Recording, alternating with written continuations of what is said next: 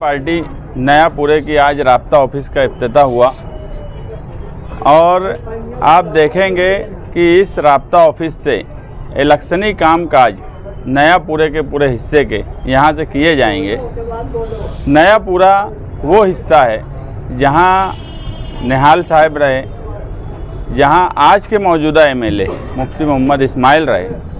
नयापुरे के लोगों ने मुफ्ती मोहम्मद इस्माइल मौजूदा एमएलए का बहुत साथ दिया, मगर आज आप जो लोगों को देख रहे हैं मेरे आसपास, ये ऐसे लोग हैं जो नयापुरे का इलेक्शन पलटना जानते हैं। जो मायूसी 20 साल से थी निहाली लोगों में, वो कहीं ना कहीं मायूसी ख़त्म हुई और एक नई उमंग और नई चार्जिंग के साथ, अगर मैं आम ज़बान में बोलूं तो ये सब पुराने लोग हैं मगर नौजवानों का भी जोश है, तो एक नई उमंग के साथ ये लोग आए हैं। और मैं आपको यकीन दिलाता हूँ कि 23 नवंबर को जब नयापुरे की पेटी खुलेंगी तो शहर हैरान रह जाएगा।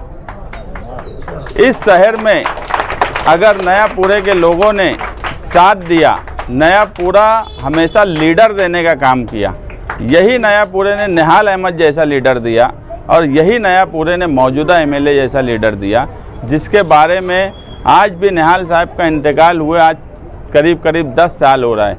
मगर हम जब मंत्रालय जाते हैं या शहर के दूसरे हिस्से में जाते हैं तो आज भी निहाल साहब के बारे में कि एक उसूली लीडर थे। कभी चोरी का इल्ज़ाम नहीं लगा, कभी भ्रष्टाचारी का इल्ज़ाम नहीं लगा। ये निहाल अहमद थे जो आज भी महाराष्ट्र में जब जाओ बोला जाता है। और यही आज मौजूदा एमएलए जो नयापुरे के हैं, जब कहीं चले जाओ दूसरी पार्टी के लीडरान से मिलो तो एक ही बात बोली जाती है कि सिर्फ पैसा पैसा पैसा। 5 साल इन्होंने मंत्रालय की गलियों में सिर्फ पैसे के लिए घूमा और कहीं ना कहीं ये मालेगांव और नयापुरे जैसे पढ़े लिखे, जहाँ पे उल्मा रहते हैं, जहाँ पे टीचर्स रहते हैं, डॉक्टर्स रहते हैं, एक ऐसा तबका रहता है जो मालेगांव शहर को एक राह बताता है, ऐसे हिस्से के एमएलए रहने के बाद भी उन्होंने मालेगांव शहर की बदनामी ही की है। आप किसी भी दूसरे सियासी पार्टी के लीडर से आप पूछिए।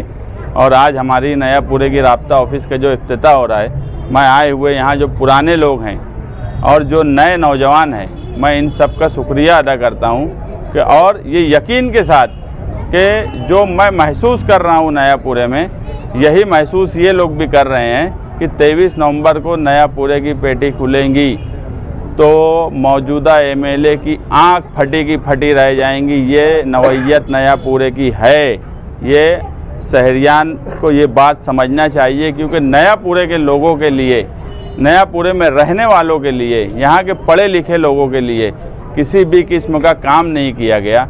यहाँ तक के मुझे नयापुरे के लोगों ने बोला कि एक आम एमएलए का लेटर लेने के लिए भी हमें दर दर भटकना पड़ता था। कभी कोई पनपट्टी पे भेजा जाता था, कभी कोई जगह भेजा जाता था। मैं हमेशा सियासी बात कर रहा हूँ। अगर मुफ्ती मोहम्मद इस्माइल एक सियासी पार्टी के एमएलए थे, एक सियासी लीडर थे, तो उन्होंने सियासी तौर पे क्या काम किया नयापुरे के लिए वो बताए।